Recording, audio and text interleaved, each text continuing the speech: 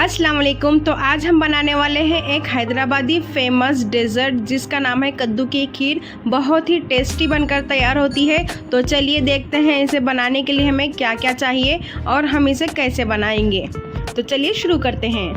तो कद्दू की खीर बनाने के लिए मैंने यहाँ पर एक छोटे साइज का कद्दू ली हूँ और उसके आगे और पीछे का हिस्सा निकाल कर इसके दो टुकड़े कर दिए, यानी कि इसको दो पीसेस में कट कर ली हूँ। और अब हम इसे पील अप कर लेंगे। तो अब हम इसे पीलर की मदद से इसके ऊपर का जो छिलका होता है सभी को अच्छी तरह से हम निकाल लेंगे।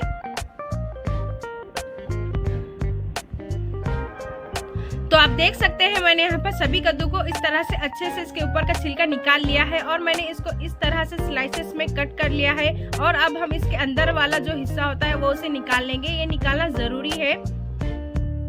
तो इसी तरह से हमें सभी स्लाइसेस के अंदर वाले हिस्से को अच्छे से निकाल लेना है। तो देखिए मैंने यहाँ पर सभी स्लाइसेस के अंदर का इस तरह से निकाल ली हूँ। अब हमें इसे ग्रेट कर लेना है। तो हम ग्रेट करने के लिए एक ग्रेटर ले लेंगे और उस ग्रेटर की मदद से हम सभी स्लाइसेस को इस तरह से ग्रेट कर लेंगे। तो देखिए मैंने यहाँ पर सभी स्लाइसेस को यहाँ पर अच्छे से ग्रेट कर लिया है। अब हमें यहाँ पर कद्दू को अच्छे से गला लेना है। तो गला लेने के लिए आप यहाँ पर एक टॉप वेसल या फिर कोई भी एक बर्तन ले लें और उसको उसमें ट्रांसफ़र कर दें कि जो ग्रेट किए हुए कद्दू है उसको हम उसमें ट्रांसफ़र कर देते हैं। और फिर हम इसमें तकरीबन 1 गिलास के करीब पानी डालकर हमें इसे पकने के लिए रख देते हैं। जब तक कि ये अच्छे से नरम नहीं होता तब तक हम इसे पका लेंगे।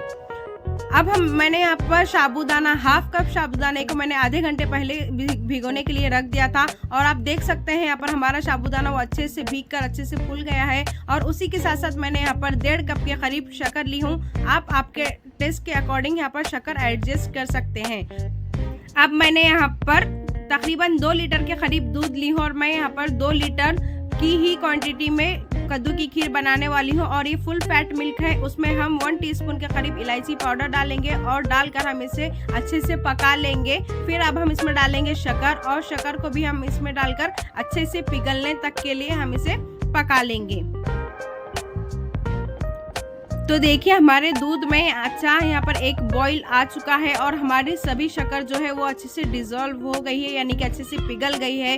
अब हम इसी पॉइंट पर हम इसमें डालेंगे साबूदाना जिसको हमने भिगोने के लिए रख दिया था, वो ऐड कर अब हम यहाँ पर चेक कर लेते हैं हमारा कद्दू जो है वो कितनी अच्छी तरह से नरम हो चुका है, यानी कि अच्छी तरह से पक चुका है। और यहाँ पर साबूदाना भी अच्छे से पक रहा है दूध में। उसी पॉइंट पर हम इसमें डालेंगे कद्दू, ग्रेट किया हुआ कद्दू। अब हमें यहाँ पर कद्दू को दूध में ऐड करने के बाद कद्दू को जो है दूध में अच्छे से पकने के लिए रख देना है। लो टू मीडियम फ्लेम पर हम इसे 8 से 10 मिनट तक के लिए अच्छे से पकने के लिए रख देंगे ताकि कद्दू का जो फ्लेवर टेस्ट होता है वो दूध में अच्छी तरह से इन्फ्यूज़ हो जाए। इसी से जो है वो कद्दू की खीर में हमारे बहुत ही अच्छा टेस्ट आता है, यानी कि टेस्ट हमारा कद्दू की खीर वाला ज़बरदस्त निखर कर आता है। तो चलिए जब तक दूध बॉईल हो रहा है हम यहाँ पर नेक्स्ट स्टेप देख लेते हैं। तो मैं यहाँ पर 2 लीटर के करीब कद्दू की खीर बना रही हूँ। उसके लिए मैंने यहाँ पर तकरीबन 1/4 किलो के करीब, यानी कि 250 ग्राम के करीब मैंने यहाँ पर खोया लिया हुआ है। अब हम खोए को अच्छे से मैश करके इस तरह से डाल देंगे दूध में और अच्छे से मिक्स कर लेंगे।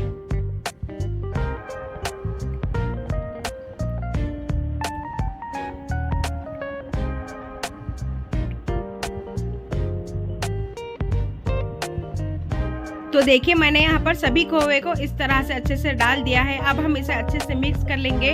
और अब हमें यहाँ पर जब हम यहाँ पर खोआ ऐड करते हैं तो हमें दूध में बार बार चम्मच चलाते रहना है, क्योंकि खोआ नीचे लग सकता है तो हमारा दूध जो है वो जलने का डर होता है। तो हम चम्मच को बार बार चलाते रहेंगे।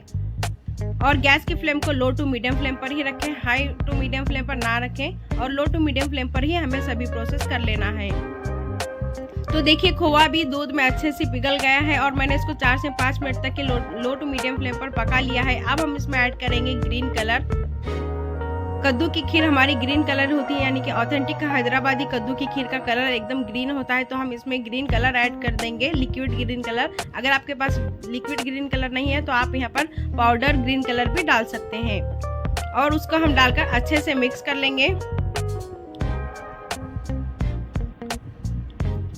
अब मैंने यहाँ पर हाफ कप दूध में 2 से 4 चम्मच कस्टर्ड पाउडर को इस तरह से मिक्स करके रख दिया था ठंडे दूध में। और अब हम उसको एक हाथ से चम्मच चलाते हुए दूसरे हाथ से इस तरह से कस्टर्ड पाउडर को अच्छे से मिक्स कर लेंगे। और चम्मच चलाते ही रहना है हमें कस्टर्ड पाउडर डालने के बाद, क्योंकि कस्टर्ड पाउडर बहुत ही जल्दी नीचे लग जाता है दूध में डालने के बाद। तो इसीलिए हमें यहाँ पर बार बार चम्मच चलाते ही रहना है कंटिन्यूसली।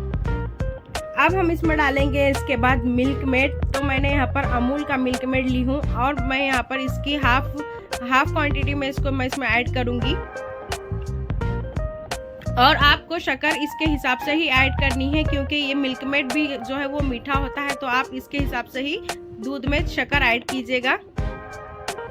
चाहो तो फिर आप इसे बाद में भी शक्कर ऐड कर सकते हैं।